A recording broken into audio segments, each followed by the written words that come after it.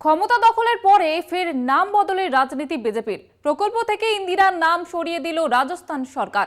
পুরনো নাম বদলে নয়া নাম ঘোষণা করল মুখ্যমন্ত্রী ভজনলাল শর্মার সরকার। কেন্দ্রের কুর্সি দখলের পর থেকে বিজেপির সঙ্গে আষ্টে পৃষ্ঠে জড়িয়ে নাম বদলের রাজনীতি।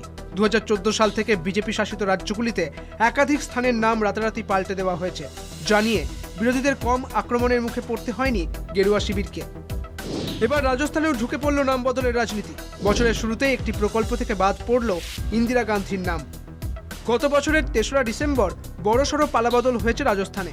কংগ্রেসকে ক্ষমতাচ্যুত করে সরকার গঠন করেছে বিজেপি। কুর্সি দখলের 1 মাস কাটতে না কাটতেই প্রকল্পের নাম বদলে দিল মুখ্যমন্ত্রী ভজনলাল শর্মার সরকার। ইন্দিরা রসোই যোজনার নাম বদলে হলো শ্রী অন্নপূর্ণা রসোই যোজনা। কোনো মানুষ যেন খালি পেটে না ঘুমায়, দরিদ্রদের পুষ্টিকর খাবার সরবরাহের লক্ষ্যেই 2020 সালে ইন্দিরা রসোই যোজনার প্রকল্প চালু করেন তৎকালীন মুখ্যমন্ত্রী অশোক গেহলট। এই প্রকল্পের জন্য জনসাধারণের কাছে 4 টাকা করে দেওয়ার আবেদন রেখেছিলেন তিনি। প্রকল্প চালুর কিছুদিনের মধ্যেই তার জনপ্রিয়তা শিখরে পৌঁছয়। তবে সরকার বদলের পরই প্রকল্পের নাম পরিবর্তনের সিদ্ধান্ত নেয় ডবল ইঞ্জিন সরকার। জানা গিয়েছে, শ্রী অন্নপূর্ণা রসোই যোজনায় প্লেট প্রতি সরকারি অনুদানের পরিমাণ 17 টাকা থেকে বাড়িয়ে 22 টাকা করা হয়েছে। বিধানসভা ভোটের আগে হাত শিবিরকে সিংহাসনচ্যুত করতে কোমর বেঁধে নেমেছিল বিজেপি।